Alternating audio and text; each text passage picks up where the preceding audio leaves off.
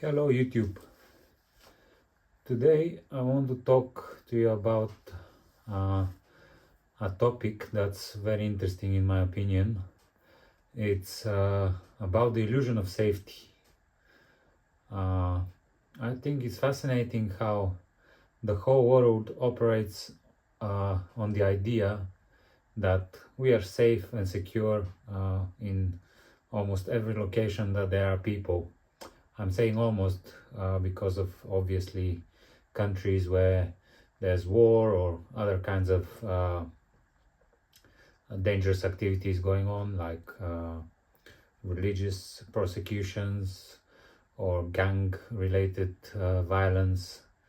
Obviously, these places are exempt from my uh, statements, but in the general public, I still believe the general public, I mean the general locations, normal developed countries, I believe that people are living in a false sense of security, with a false sense of security, I'd rather say.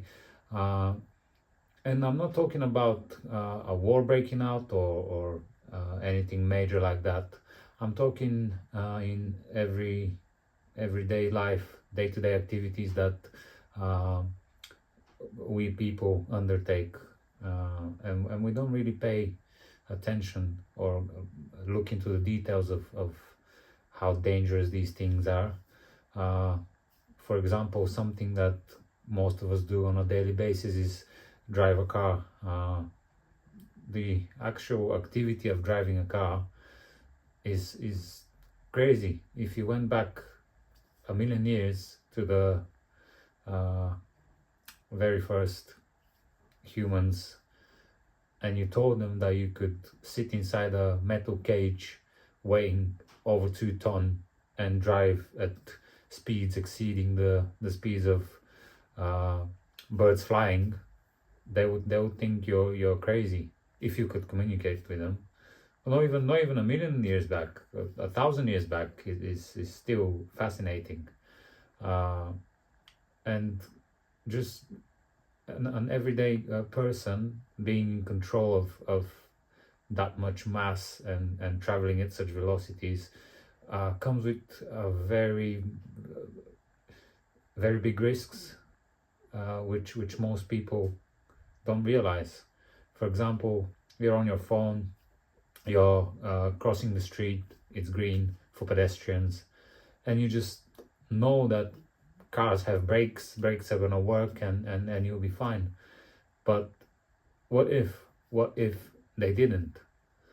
The force of such vehicle colliding with a human is monstrous. It's literally monstrous, and most people don't really think about that, and it's quite scary. Another example is uh, statistically proven to be the most dangerous form of transport, which is motorbikes. Yet many people do it for fun or love doing it, or just commute to work every day with it. And it's interesting how the brain kind of how should I say, ignores the fact that it's dangerous. It's dangerous walking on the sidewalk because someone might lose control of their car and crash into you. Is dangerous driving because you might I don't know, crash into something. Your brakes might fail, or your steering column might disconnect or whatever. And these things are very improbable, and I think that's a part of the reason why most people don't even think about these things. But when you change modes of transport, then the dangers really climb up and the statistics start playing less in your favor. For example, taking into account riding a motorbike, it's incredibly popular thing. It's quite popular. It's not amazing seeing someone riding a motorbike, but if you look at the statistics, it's insanely dangerous. The likelihood of a motorbike rider losing their life is just insane compared to commuting via public transport with a bus or a train or a tram. But the mind of the biker works in a different way, because their brain tells them you're in control, you know how to ride a motorbike and you'll be fine.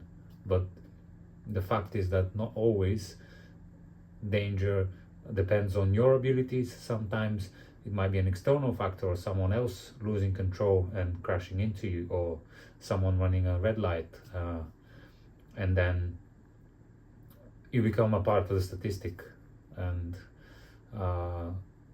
it's an interesting way the brain works, because if people are very much aware of how dangerous it is, I don't think you'll see many bikers on the road. And it's kind of a fascinating way the brain masks these realities.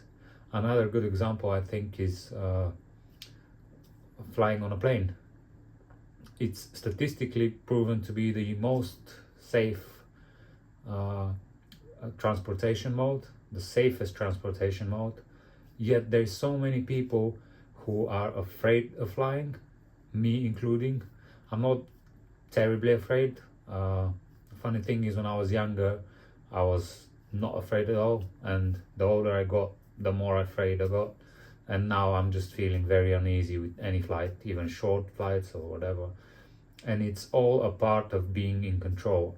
Once I enter the plane, my ape brain kind of realizes that I'm not in control anymore, and anything could happen, and I won't be able to react to it. Well, when I'm riding my bike, my brain is lying to me that if any dangerous situation presents itself, I'll be the one in control. I'll be the one who'll be able to maneuver out of it. But when you compare the two modes of transport, it's insane. The difference is just astronomical. Traveling by air in a plane, and then traveling with a motorbike. It's so funny that I'm not afraid of riding a bike, even though it puts me in a lot more danger. But then I'm afraid of flying on a plane. And not only the height question. It's not about me being afraid of heights. That's a separate fear, and that's valid, and it's common in a lot of people. It's just about the fear of not me controlling the plane, and not me steering it, or if anything goes wrong, it's not me trying to fix the error, even though I'm not a pilot, and I'm sure pilots are trained a lot better than I am, and they could react better. But it's just the way my brain works, and I guess a lot of people's brains work the same way. They lie to you and give you sense of safety. And I could talk about this in different various scenarios in day-to-day life, where people just take it for granted that something is safe because it doesn't fail a lot. For example, escalators, or just any normal lift in a building. But if you think about it, when you enter a lift, it's just a box that's suspended in the air, and you go up so high, and if anything was to go wrong, then it would be disastrous.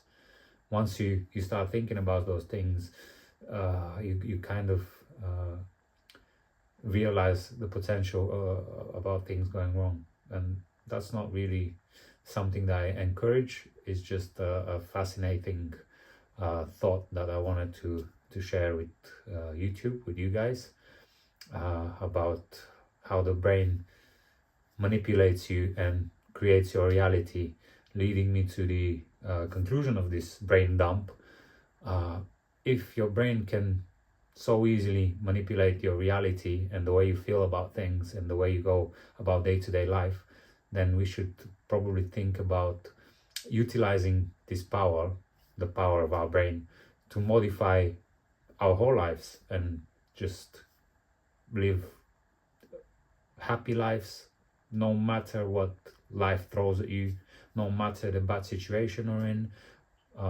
These things are just very short moments of the day, and it's not worth ruining your day over something small. Just learn to use your brain's ability to lie to you and create your own reality. Look for the good in people, look for the good in life. Don't think about past mistakes. Don't think about future endeavors which might be stressing you out. Just live in the moment. At least this is what I'm trying to do, and I think it's working. I think it really is fascinating how the brain believes what you tell it. So keep feeding your brains positive thoughts, and I'm sure you will feel better. Thank you, and I'll see you in the next video.